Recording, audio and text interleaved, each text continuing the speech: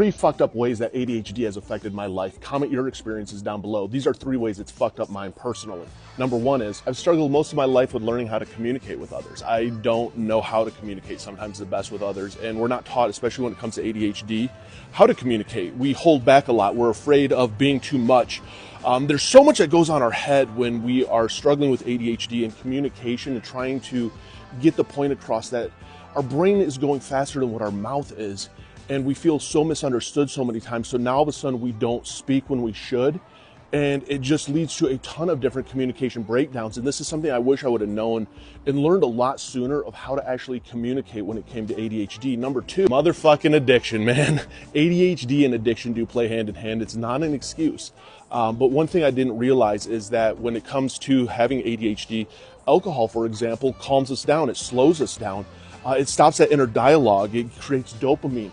It is the most unhealthy coping tool that there is, that we as people with ADHD are constantly seeking dopamine, and drugs are a huge factor in that.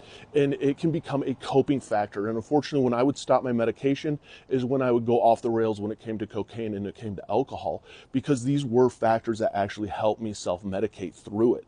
And then number three, relationships. Relationships are hard when you have ADHD, and it's something that you might not be aware of that the honeymoon phases wear out, that the excitement of relationships can wear out, that your brain can become almost kind of bored with it, that a lot of times you're not healing between breakups, that there's a lot of baggage that you create when it comes to ADHD and relationships to if it's not mentally stimulating and you getting bored in a relationship, and how this can affect and damage your relationships with others, your friendships with others, and that there is a lot of times like therapy that's needed.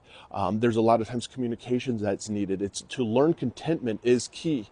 And unfortunately, a lot of times with ADHD, we're not taught this. So then we learn unhealthy coping tools and unhealthy coping mechanisms.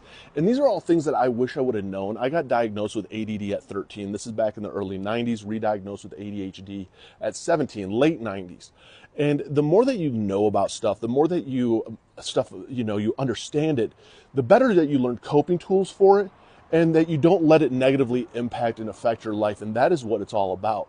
And so for the one out there who is struggling, definitely get diagnosed. Don't just self-diagnose yourself through social media, but get with doctors, get a diagnosis, understand what's going on in here, because it changes everything and it makes life so much easier.